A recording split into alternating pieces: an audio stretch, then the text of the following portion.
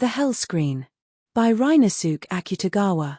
A lord like the great lord of Horikawa will likely never be seen again, not in the past and certainly not in the future. Rumor has it that before his birth, the great awesome virtue king appeared in his mother's dream. In any case, from birth, he was different from ordinary men. Therefore, nothing he did ever surprised us. Take, for instance, the scale of his Horikawa estate. It was, shall we say, magnificent, or perhaps audacious, utterly beyond our comprehension. Some criticize his character, comparing him to Shohuangdi or Emperor Yang of Sui, but that is like the blind men touching the elephant, isn't it? His lordship's intentions were never solely for his own glory and prosperity.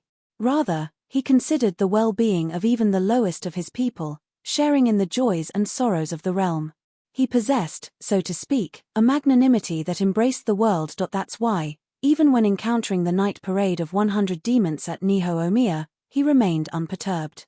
Even the ghost of minister of the left Fujiwara no Korechika, famed for having painted the scenery of Shiogama in Mutsu and rumored to appear nightly at the Kawarin Palace of Higoshi Sanjo, likely vanished at his lordship's rebuke.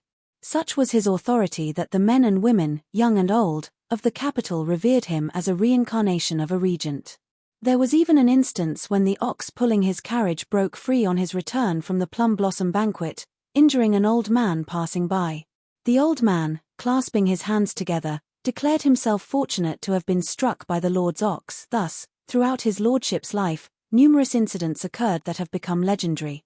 There was the time he bestowed 30 white horses as parting gifts at a grand feast, the time he had his favorite boy stand atop the pillars of the Nagaragawa Bridge, and then there was the time he had a Chinese priest, inheritor of Hua Tuo's skills, excise a boil from his thigh. Listing them all would be endless. But among these many anecdotes, none is as chilling as the tale behind the Hell Screen, now a treasured family heirloom. Even the usually unflappable lord was visibly shaken on that occasion. It goes without saying that those of us serving him were terrified beyond words. I, for one, had served his lordship for 20 years, and even I had never witnessed such a horrific spectacle. However, before recounting this tale, it is necessary to introduce the painter who created the Hell Screen, a man named Yoshihide. 2. Perhaps some of you still remember Yoshihide. He was a renowned artist, considered at the time to be unmatched in his skill with the brush. When this incident occurred, he was likely past 50. He was a short, gaunt old man with a malicious air about him. When visiting his lordship's estate, he often wore a clove-dyed hunting cloak and a crumpled eboshi hat, but his demeanor was utterly base. For some reason, he seemed younger than his years, and his prominently red lips gave him a disturbing, almost bestial quality. Some said the redness came from licking his brushes, but who knows? Even more unkindly, some remarked that his mannerisms resembled those of a monkey, earning him the nickname Sarohide, Monkeyhide. Speaking of Sarohide, there's a story. At the time, Yoshihide's 15-year-old daughter served as a lady-in-waiting at his lordship's estate. Unlike her father, she was a charming girl. Having lost her mother early in life, she was compassionate, mature beyond her years, and perceptive. She was favored by her ladyship and the other ladies of the court. One day, a trained monkey was presented as a gift from the province of Tamba. The mischievous young lord named it Yoshihide. The monkey's comical appearance, coupled with this name, amused everyone in the estate. They would tease the monkey relentlessly, calling out Yoshihide, Yoshihide whenever it climbed the garden pines or soiled the tatami mats of the rooms. Then, one day, Yoshihide's daughter was walking along the long corridor, carrying a sprig of kankeobai blossoms tied with a ribbon. From beyond a distant sliding door, the little monkey Yoshihide came limping towards her, seemingly injured and lacking its usual energy. The young lord, brandishing a bamboo switch, chased after it, shouting, "Orange thief! Stop! Stop!"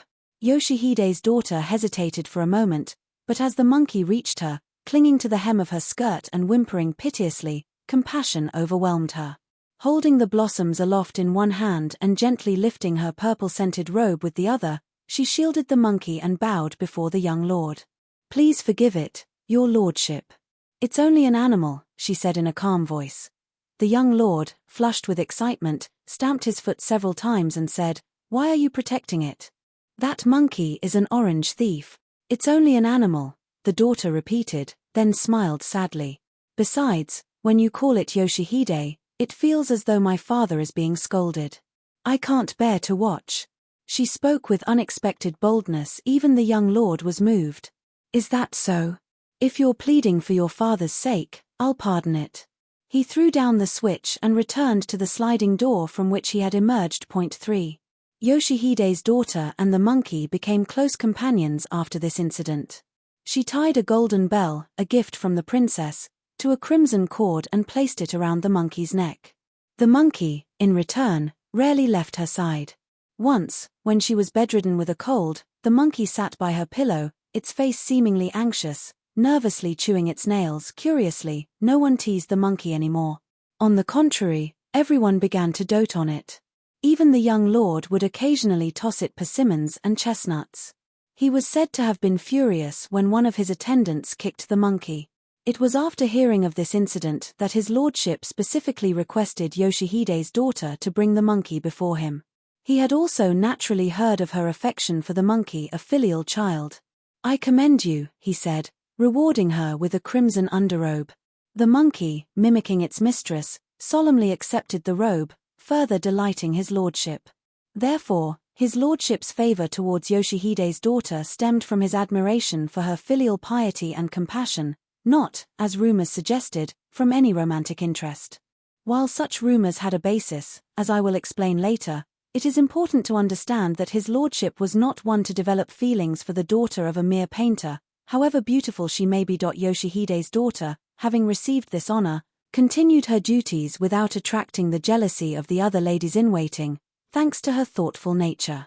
She and the monkey remained beloved figures, especially by the princess, accompanying her everywhere, even on outings in her ox carriage. But leaving the daughter aside for now, let us return to her father, Yoshihide.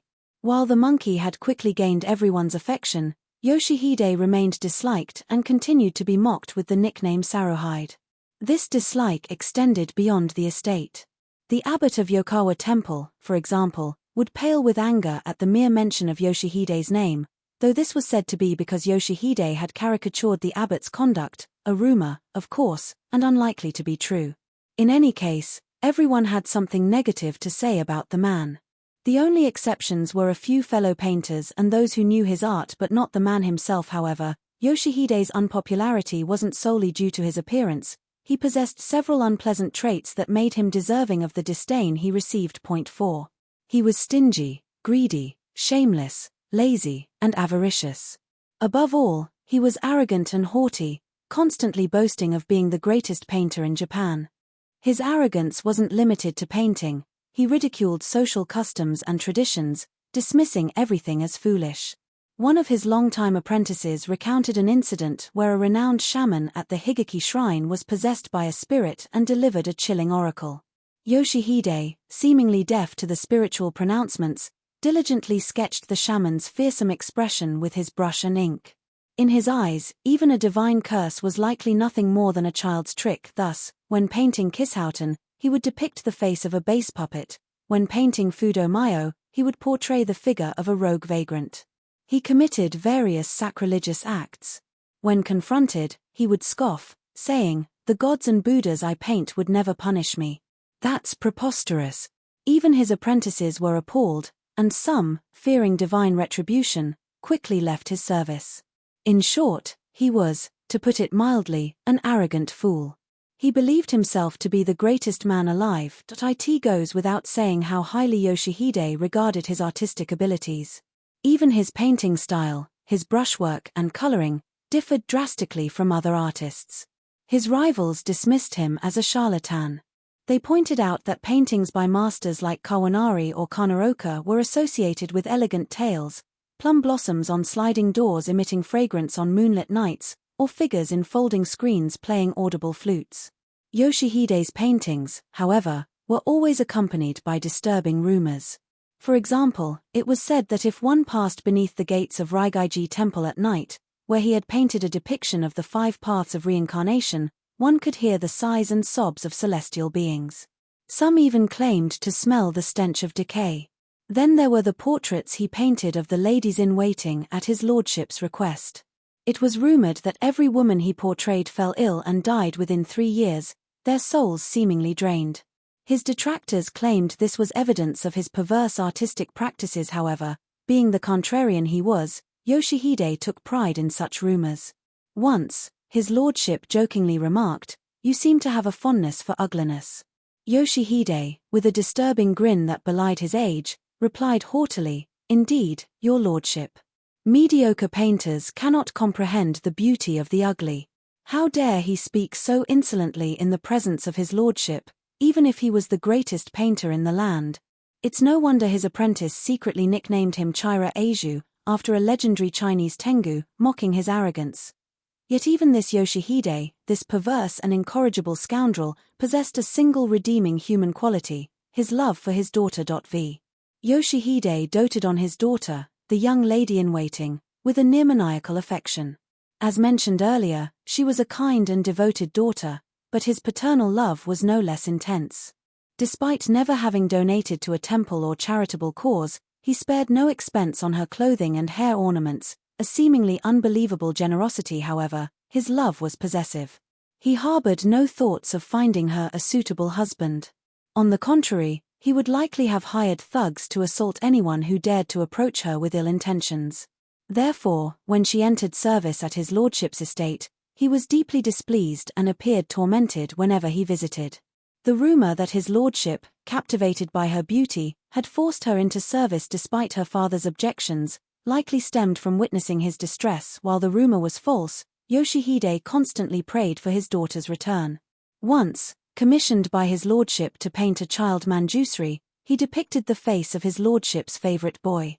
The painting was exquisite, and his lordship, greatly pleased, declared, "I shall grant you any reward you desire. Do not hesitate to ask." Yoshihide, bowing low, replied without hesitation, "I beseech you, your lordship, to allow my daughter to leave your service."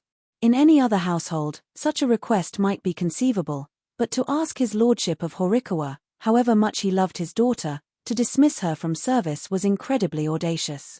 Even the magnanimous his lordship was taken aback. He silently stared at Yoshihide for a moment, then abruptly stood and left, saying, "That is impossible." This happened 4 or 5 times. In retrospect, his lordship's gaze towards Yoshihide grew colder with each refusal. Yoshihide's daughter, sensing her father's anxiety, would often bite her sleeve and weep in her room. This likely fueled the rumors of his lordship's infatuation. Some even claimed that the incident of the hell screen was a result of her refusing his advances. Of course, this was utterly untrue from our perspective. His lordship refused to dismiss Yoshihide's daughter out of compassion. He believed that she was better off remaining in his service, free from want, than returning to her obstinate father. He certainly favored her for her gentle nature. However, to suggest romantic feelings is a gross misinterpretation. It was a complete fabrication. Be that as it may, with his daughter's situation weighing heavily on his mind, his lordship suddenly summoned Yoshihide and commissioned him to paint the hell screen. The mere mention of the hell screen conjures vivid images of that horrifying scene. Yoshihide's hell screen, unlike those painted by others, was unique from its very composition. In one corner of the single-panel screen, he depicted the 10 kings of hell and their retinue in miniature. The rest of the screen was consumed by a swirling inferno of crimson flames so intense they seemed to melt even the mountains of swords and forests of blades. Except for the scattered splashes of yellow and indigo of the Chinese-style robes of the infernal officials, the entire screen was ablaze with fiery hues. Black smoke, rendered in swirling ink, and sparks of fire, flickered in gold dust, danced madly through the flames. The sheer power of his brushwork was startling, but even more so were the depictions of the sinners writhing in agony amidst the flames. Almost none resembled the typical figures found in traditional hell paintings. This was because Yoshihide had populated his hell with figures from every stratum of society, from nobles and courtiers to beggars and outcasts. Stern-faced nobles in court robes, alluring young ladies-in-waiting in 5-layered kimonos, praying monks with rosaries, samurai scholars in high clogs, young female dancers in narrow sleeves, and onmyoji with ritual wands, listing them all would be endless.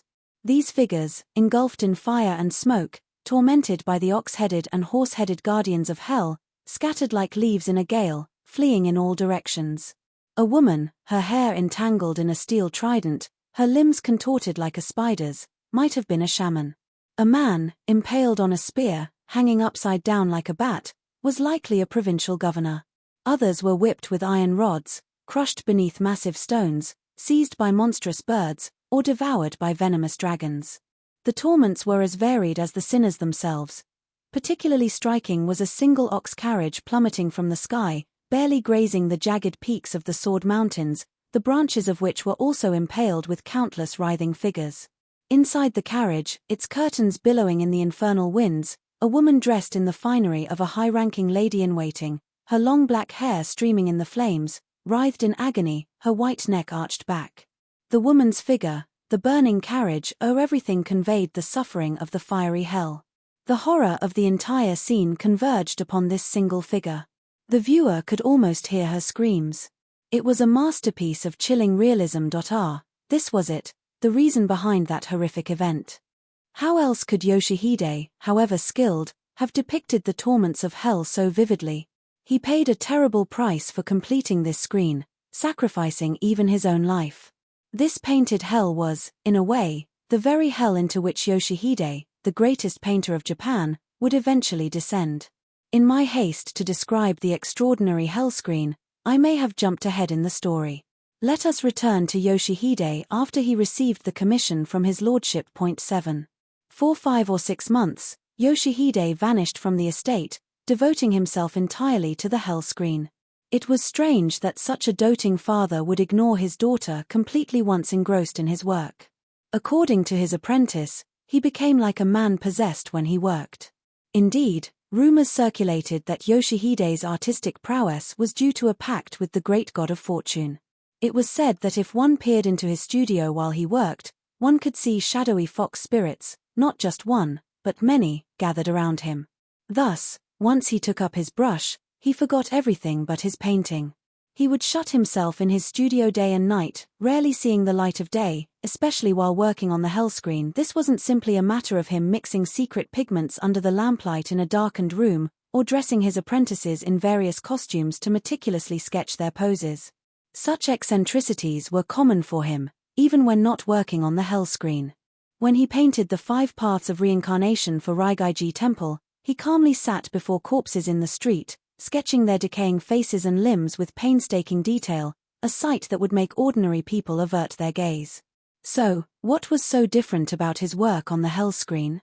It's difficult to explain, but let me share the gist of the story.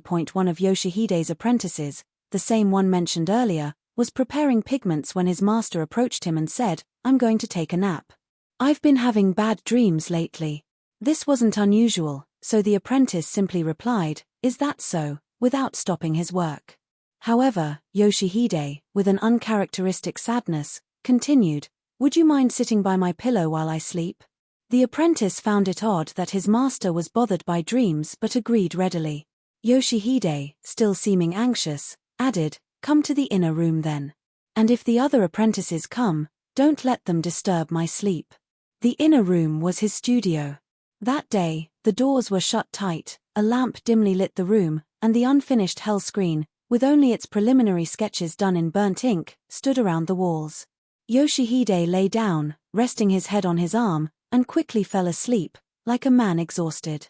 But within half an hour, the apprentice heard a disturbing sound emanating from his master. 8.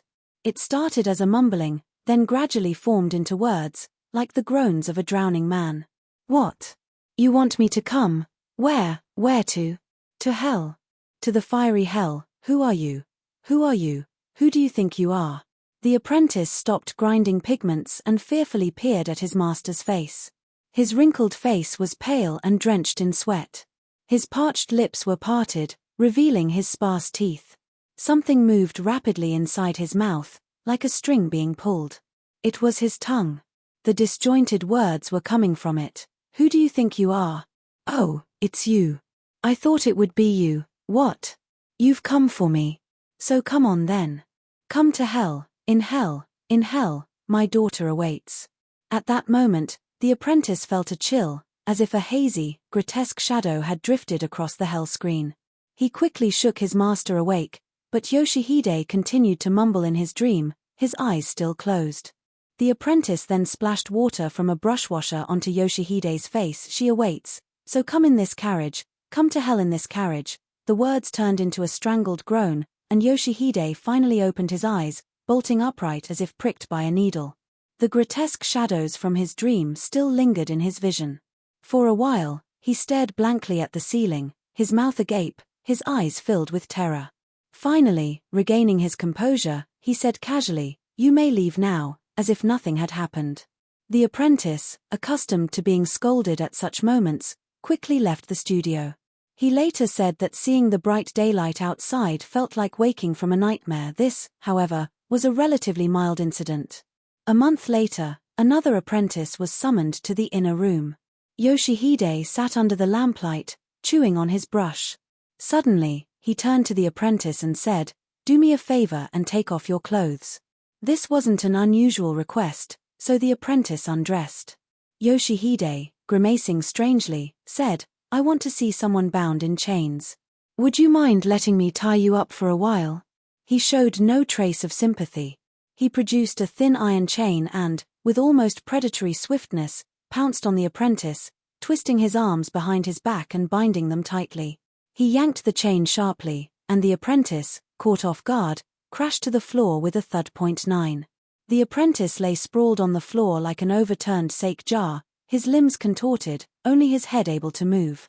The blood rushed to his face and torso, the circulation constricted by the chains, turning his skin crimson. Yoshihide, seemingly oblivious to his apprentice's discomfort, paced around him, sketching his figure from various angles. It goes without saying how agonizing this must have been for the bound apprentice. Had nothing intervened, his ordeal would likely have continued. Fortunately, or perhaps unfortunately, a thin, black, oily stream began to ooze from behind a jar in the corner of the room. It moved slowly at first, like viscous liquid, but then began to glide smoothly across the floor, shimmering as it approached the apprentice's face. The apprentice gasped. A snake, he cried. He later said he felt his blood freeze. The snake's cold tongue was about to touch the flesh of his neck, where the chain was biting into his skin. Even Yoshihide, despite his eccentricities, was startled. He threw down his brush, lunged forward, and swiftly grabbed the snake by its tail, dangling it upside down. The snake writhed, trying to coil around itself and reach his hand, but in vain. "Damn you. You almost ruined my sketch," Yoshihide grumbled, tossing the snake back into the jar. He then nonchalantly unchained his apprentice, offering no apology or words of comfort. He was apparently more annoyed at the interruption to his work than concerned about the snake potentially biting his apprentice. It turned out that he kept the snake specifically for his paintings. These incidents should give you a sense of Yoshihide's deranged and disturbing obsessiveness. Finally, there was one more incident involving a young apprentice, barely 13 or 14, who had a terrifying experience thanks to the hell screen. He was a pale, effeminate boy. One evening, he was summoned to Yoshihide's studio. Yoshihide sat under the lamplight, holding a piece of raw meat in his palm, feeding a strange bird. It was about the size of a cat and resembled one, with feathery tufts on its head like ears and large, round, amber eyes. Yoshihide despised any interference in his work and kept the contents of his studio a secret, even from his apprentices. Depending on the subject of his current painting, his studio would contain various bizarre objects, a skull on his desk, silver bowls and lacquered trays, and so on. No one knew where he kept these items when not in use. The rumor about his pact with the great god of fortune likely stemmed from such mysterious occurrences. The apprentice, assuming the strange bird was also related to the hell screen, bowed respectfully and asked, "Do you require anything, master?" Yoshihide, seemingly ignoring him, licked his red lips and said, "Look how tame it is," gesturing towards the bird. "What kind of bird is that?" "I've never seen one before," the apprentice said, staring uneasily at the eared, cat-like creature. Yoshihide chuckled derisively. "Never seen one before? That's what's wrong with city folk. This is an owl, given to me by a hunter from Kurama a few days ago. It's remarkably tame." He reached out and stroked the owl's back. Suddenly, the owl screeched and leaped from the desk, its talons extended towards the apprentice's face. Had he not instinctively raised his sleeve to shield himself, he would have been seriously injured. He tried to swat the owl away, but it attacked again, screeching and pecking. The apprentice, forgetting all decorum, scrambled around the studio, dodging the bird. The owl pursued relentlessly, swooping and diving, its wings beating furiously. A strange odor emanated from it, like decaying leaves, or waterfall spray, or perhaps fermented monkey wine, adding to the unsettling atmosphere. The apprentice later said that in the dim lamplight, he had imagined the studio to be a remote mountain valley, filled with eerie spirits. The apprentice's fear wasn't solely due to the owl's attacks. What truly terrified him was Yoshihide's reaction. He calmly observed the commotion, then unfurled a scroll, licked his brush, and began sketching the scene, the effeminate boy being attacked by the grotesque bird. The apprentice, witnessing this, was overcome with terror. He was certain that his master intended to kill him. 11. The fear was not unfounded. Yoshihide had summoned the apprentice specifically to provoke the owl and capture his terrified reactions in his painting. Seeing his master's expression, the apprentice covered his head with his sleeves and cowered by a sliding door, screaming incoherently. Yoshihide seemed to react with alarm, but then the owl's screeches intensified, followed by the sounds of crashing and tearing. The apprentice, losing all control, peeked out from beneath his sleeves. The studio was plunged into darkness. Yoshihide's voice echoed through the room as he called for his other apprentices. One of the apprentices answered and hurried in with a lamp. In the flickering, smoky light, the overturned lamp lay on the floor, spilling oil across the tatami mats. The owl flapped one wing frantically, struggling on the floor. Yoshihide sat at his desk, half risen, his face stunned, muttering incomprehensibly. No wonder. A black snake was coiled tightly around the owl, from its neck to its wing. The apprentice had apparently knocked over the jar containing the snake while scrambling for safety, and the owl, in its frenzy, had attacked it. The two apprentices exchanged glances, then silently bowed to their master and retreated. No one knew what became of the owl and the snake. Such incidents occurred frequently. As mentioned earlier, the commission for the hell screen was given in early autumn. From then until the end of winter, Yoshihide's apprentices lived in constant fear of his bizarre behavior. By late winter, Yoshihide seemed to have reached an impasse with the hell screen. He became even more withdrawn and irritable, his progress stalled. He seemed on the verge of obliterating everything he had painted, and no one knew the cause of his frustration, nor did they dare to ask. Chastened by previous experiences, the apprentices avoided their master like the plague. 12. There isn't much to tell about this period. Perhaps the only noteworthy event was Yoshihide's sudden tearfulness. He would often be found weeping alone. One day, an apprentice, passing through the courtyard, saw his master standing in the corridor, gazing at the spring sky, his eyes filled with tears. The apprentice, embarrassed by this unexpected display of emotion, quietly slipped away.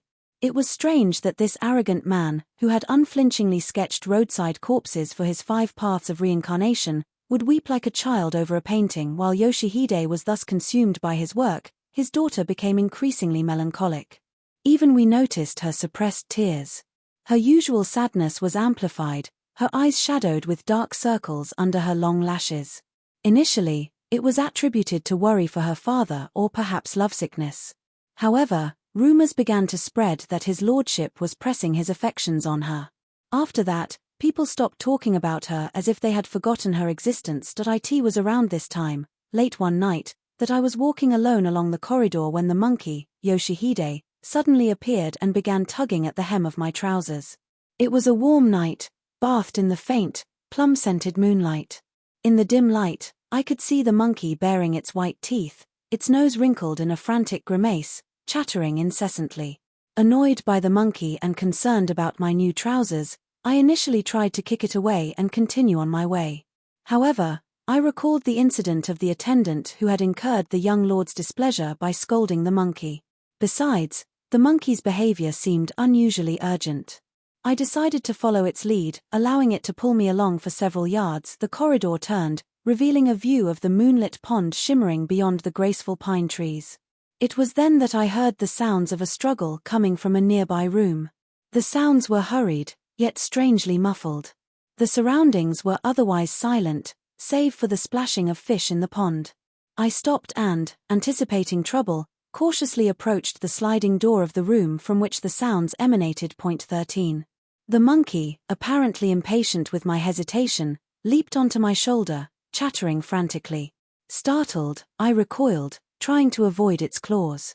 The monkey clung to my sleeve, its chattering turning into a strangled cry. I stumbled backward, crashing against the sliding door. There was no time to hesitate. I flung open the door and stepped inside. A figure rushed towards me, almost colliding with me before stumbling out into the corridor. It was a woman. She knelt there, catching her breath, staring up at me with wide, frightened eyes. It was Yoshihide's daughter. But she appeared transformed. Her eyes were bright and shining. Her cheeks were flushed. Her disheveled robes and skirt added an unexpected allure to her usual demure appearance. Could this truly be the same timid, reserved girl? I leaned against the doorframe, gazing at her in the moonlight, then gestured towards the direction from which the other person had fled, silently asking, "Who was that?" She bit her lip and shook her head, her expression filled with frustration. I bent down and whispered in her ear, "Who was it?" Again, she shook her head, refusing to answer. Tears welled up in her eyes as she bit her lip even harder. Unable to grasp the situation, I stood there for a moment, listening to the beating of her heart. I felt a strange reluctance to press her further. After a while, as she composed herself and the flush faded from her cheeks, I gently said, "You should return to your room now." I felt a sense of unease, as if I had witnessed something forbidden. I turned and walked away, filled with a nameless shame. I hadn't gone 10 paces when I felt a tug at the hem of my trousers. I turned around sharply. Can you guess what it was? The monkey, Yoshihide, knelt at my feet, its hands clasped together, bowing repeatedly, the golden bell around its neck tinkling softly. 14. About 2 weeks later, Yoshihide unexpectedly appeared at the estate and requested an audience with his lordship. Although of humble status, he had somehow gained his lordship's favor. His lordship, who rarely granted audiences, readily agreed and summoned Yoshihide to his presence. Yoshihide, wearing his usual clove-dyed hunting cloak and crumpled eboshi hat, his face more sullen than usual, prostrated himself before his lordship. In a hoarse voice, he said, "Regarding the hell screen you commissioned, I have labored day and night, dedicating myself to its completion. It is now almost finished." "Excellent. I am pleased," his lordship replied, but his voice lacked its usual vigor. "No, it is not excellent," Yoshihide said, his tone slightly irritated. He kept his eyes lowered. "It is nearly complete, but there is one part one cannot paint." "What? There is something you cannot paint?" "Indeed, your lordship. I cannot paint what I have not seen. Even if I could, it wouldn't satisfy me. That is no different from not being able to paint it at all." A mocking smile flickered across his lordship's face. "So, to paint the hell screen, you must witness hell itself." "Precisely, your lordship. However, I have witnessed the raging inferno of a great fire, a scene akin to the fiery hell. My painting of Yodori Fudo was inspired by that fire. You are familiar with that painting, I believe. But what about the sinners? The guardians of hell? You haven't seen those, have you?" His lordship pressed on, as if he hadn't heard Yoshihide's explanation. "I have seen men bound in iron chains. I have meticulously captured the image of a man tormented by a monstrous bird. Therefore, I can depict the sufferings of sinners. As for the guardians of hell," Yoshihide let out a disturbing chuckle. "They have appeared before me countless times in my dreams. Ox-headed and horse-headed demons, multi-armed ogres, clapping their silent hands, opening their voiceless mouths, tormenting me day and night. That is not what I cannot paint." His lordship was visibly taken aback. He stared at Yoshihide with an irritated expression, then asked sharply, "Then what is it that you cannot paint?" 15. In the center of the screen, I intend to depict an Arikanut carriage falling from the sky, Yoshihide said, finally meeting his lordship's gaze. He was known for his obsessive passion for painting, and his eyes now held a disturbing intensity. Inside the carriage, a richly adorned noblewoman, her black hair streaming in the flames, writhes in agony. Her face, choked with smoke, her brows furrowed, she gazes up at the carriage roof in vain. Her hands clutch at the curtains, trying to ward off the shower of sparks. Around her, strange, predatory birds circle and screech. Ah, that is what I cannot paint. The noblewoman inside the carriage. And, what of it? His lordship asked, a strange excitement in his voice. Yoshihide's red lips trembled as if he had a fever. In a dreamlike tone, he repeated, I cannot paint her. Then, his voice suddenly taking on a desperate edge, he pleaded, I beseech you, your lordship, to set fire to an arecanut carriage before my eyes. And if it is possible. His lordship's face darkened, then he burst into laughter. Gasping for breath between his peals of laughter, he said, very well. I shall grant your request. There is no point in arguing about possibilities. A chill ran down my spine as I heard those words. His lordship's appearance was disturbing. White foam flecked his lips, his brows twitched, as if he had been infected by Yoshihide's madness. Then, his laughter resumed, even more intensely, like an explosion. I shall set fire to an arecanut carriage. I shall place a beautiful woman inside, dressed in noble attire. She will burn and writhe in agony amidst the flames and smoke. What a brilliant idea for a painting, truly worthy of the greatest painter in the land. I commend you. Oh, I commend you. Yoshihide's face paled, his lips moving soundlessly. He collapsed onto the tatami mats, his body seemingly drained of all strength. Your generosity is overwhelming, he whispered, barely audible. He was perhaps overwhelmed by the realization of his terrible request.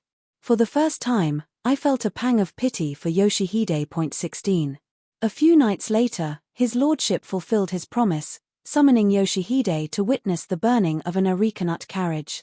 This did not take place at the Horikawa estate but at a secluded mountain villa known as the Snowthaw Palace, formerly the residence of his lordship's deceased younger sister. The Snowthaw Palace had been unoccupied for many years, its extensive gardens overgrown and neglected. Rumors surrounded the death of his lordship's sister, with some claiming to see the crimson of her ceremonial robes gliding along the corridors on moonless nights. These rumors were not entirely unfounded. Even in daylight, the villa was desolate. At night, the sound of running water echoed eerily through the darkness, and the white herons flying in the starlight could be mistaken for ghostly apparitions. That night was moonless and dark. His lordship, illuminated by oil lamps, sat near the edge of the veranda, dressed in a light yellow robe and dark purple hakama. He sat cross-legged on a white, brocade-trimmed cushion. 5 or 6 attendants knelt respectfully around him. Among them, one figure stood out, a powerful warrior, rumored to have resorted to cannibalism during a famine in Mutsu. He now possessed the strength to tear apart even a deer's antlers. He was clad in armor, his sword at his side, kneeling rigidly at the foot of the veranda. The flickering lamplight cast an eerie, dreamlike glow on the scene. The arecanut carriage stood in the garden, its high canopy a dark silhouette against the night sky. Its oxen were unyoked, the long shafts resting on the ground. Metal ornaments glinted like stars. Despite the approaching spring, a chill hung in the air. The carriage's curtains were drawn, concealing its contents. Servants holding torches stood around it, carefully shielding the veranda from the smoke. Yoshihide knelt some distance away, directly facing the veranda. He wore his usual clove-dyed hunting cloak and crumpled eboshi hat. He appeared smaller and more frail than usual, as if crushed by the weight of the starry sky. Behind him knelt another figure, similarly attired, likely one of his apprentices. Both were shrouded in the darkness, their figures barely visible from my position below the veranda. 17. It was near midnight. The surrounding woods were silent, holding their breath, as if watching us. Only the faint rustling of the night wind and the smoky scent of the torches disturbed the stillness. His lordship sat in silence for a while, gazing at the scene, then leaned forward. Yoshihide, he called sharply. Yoshihide seemed to reply, but I only heard a faint groan. Yoshihide, tonight I shall grant your wish. I shall set fire to the carriage. His lordship glanced at his attendants. A subtle, knowing smile seemed to pass between them, though it might have been my imagination. Yoshihide cautiously raised his head and looked towards the veranda but remained silent. Watch closely. This is the carriage I use daily. You recognize it, don't you? I shall set it ablaze, creating a living hell before your very eyes. His lordship paused, then addressed his attendants with a cruel twist in his voice. Inside the carriage, a sinful woman is bound and gagged. When the flames engulf the carriage, she will burn to death, her flesh charred, her bones scorched. This will be the perfect model for your screen. Do not miss the sight of her snow-white skin turning to ash. Watch as her black hair turns to sparks and dances in the flames. His lordship fell silent again, then chuckled softly, his shoulders shaking. A once-in-a-lifetime spectacle. I too shall watch. Now, raise the curtains and let Yoshihide see the woman inside. A servant, holding his torch high, approached the carriage and swiftly drew back the curtain. The flickering torchlight illuminated the interior, revealing a woman bound with chains. Oh, how could we have been so mistaken? She wore a magnificent cherry blossom-embroidered robe, her black hair cascading over her shoulders, a golden hairpin gleaming in her hair. Her attire was different, but the petite figure, the pale nape of her neck, and the sad, demure profile, it was undoubtedly Yoshihide's daughter. I almost cried out at that moment. The warrior beside me sprang to his feet, his hand gripping the hilt of his sword, his eyes fixed on Yoshihide. The painter, seemingly driven mad by the sight, had leaped to his feet and was rushing towards the carriage, his arms outstretched. He was too far away in the shadows for his features to be clearly visible. But only for an instant. Yoshihide's pale, contorted face, his entire body suspended in mid-air as if by some unseen force, suddenly materialized before our eyes. At that very moment, as his lordship commanded, set it ablaze, the servants hurled their torches at the carriage, engulfing it in flames. 18. The fire quickly consumed the carriage's canopy. The purple tassels hanging from the eaves swayed and ignited, and thick, white smoke billowed outwards. Sparks rained down as the curtains, the wooden frame, and the metal ornaments shattered and flew in all directions. The flames crackled and roared, licking at the latticework of the carriage sides, rising towards the sky like a raging inferno. It was as if the sun itself had fallen to earth, unleashing a torrent of celestial fire. Even I, who had almost cried out earlier, was now speechless, paralyzed with horror. But Yoshihide. I will never forget Yoshihide's expression at that moment. He had stopped dead in his tracks, his arms still outstretched, his eyes fixed on the burning carriage, as if mesmerized. The firelight illuminated his wrinkled, grotesque face, every detail visible, even the hairs of his beard. His wide eyes, his contorted lips, the trembling muscles of his cheeks, every flicker of fear, grief, and shock that passed through his heart was etched on his face. Even the hardened warrior beside me paled and fearfully glanced at his lordship. His lordship, his lips tightly compressed, let out an occasional, chilling chuckle, his gaze fixed on the burning carriage. And inside the carriage, I cannot bear to describe in detail the sight of that poor girl. The pallor of her upturned face, choked with smoke, the length of her hair, tossed about by the flames, the beauty of her cherry blossom robe, disintegrating before our eyes, it was a horrific spectacle. A gust of wind swept the smoke aside, revealing her for an instant, writhing in agony amidst the flames, her hair clenched in her teeth, her body straining against the chains, a living embodiment of the torments of hell. A wave of horror washed over us, even the stoic warrior shuddered. Then, another gust of wind rustled through the trees. A dark shape, neither flying nor running, but leaping like a ball, suddenly descended from the villa's roof into the burning carriage. A piercing, agonized cry, like the tearing of silk, echoed from within the flames as the crimson latticework of the carriage sides collapsed. 2 more cries followed. We cried out in unison. Clinging to the girl's shoulder, silhouetted against the inferno, was the monkey, Yoshihide, the one kept at the Horikawa estate. How it had reached the villa undetected, no one knew. But in its devotion to the girl who had shown it kindness, it had leaped into the flames with her .19. The monkey's appearance was fleeting. A shower of golden sparks erupted from the carriage, and both the monkey and the girl vanished beneath a pall of black smoke. Only the burning carriage remained, a roaring pyre in the center of the garden. It was no longer a carriage but a pillar of fire, reaching towards the starry sky. Yoshihide stood transfixed before the inferno. Incredibly, the man who had just moments ago seemed consumed by the torments of hell now wore an expression of otherworldly radiance, an almost ecstatic serenity. He stood with his arms crossed, seemingly oblivious to his lordship's presence, his gaze lost in the flames. It seemed as if the sight of his daughter's agony did not register in his eyes. Only the beautiful colors of the fire, the image of the suffering woman, filled him with a profound, inexplicable joy. It wasn't just his apparent indifference to his daughter's death that was unsettling. He radiated an unnatural aura, a strange majesty, like the wrath of a mythical lion king. Even the countless night birds, startled by the sudden conflagration, seemed to avoid the space around him.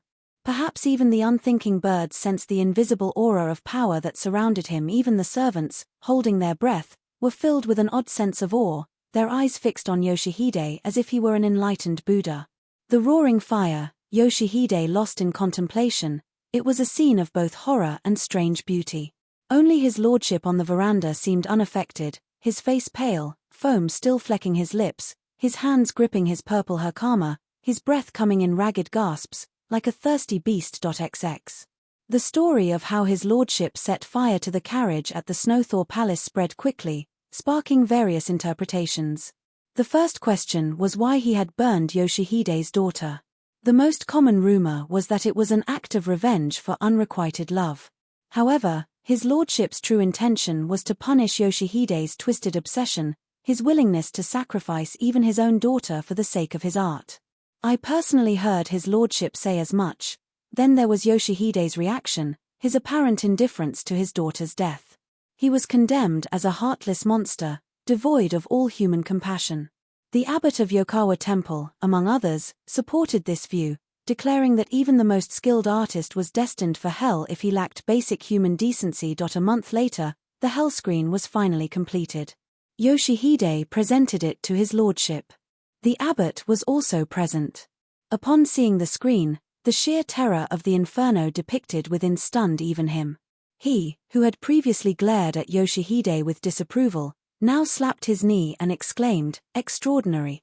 I still remember his lordship's wry smile upon hearing these words. From that day forward, no one at the estate spoke ill of Yoshihide. Anyone who saw the hell screen, regardless of their previous feelings towards him, felt a strange sense of awe, a visceral understanding of the torments of hell. However, by then, Yoshihide was already dead. The night after completing the screen, he hanged himself from the rafters of his studio. Having lost his daughter, he likely could no longer bear to live. His remains are buried at the site of his former home. The small marker stone, exposed to the elements for decades, is now moss-covered, indistinguishable from any other forgotten grave. April, 1918.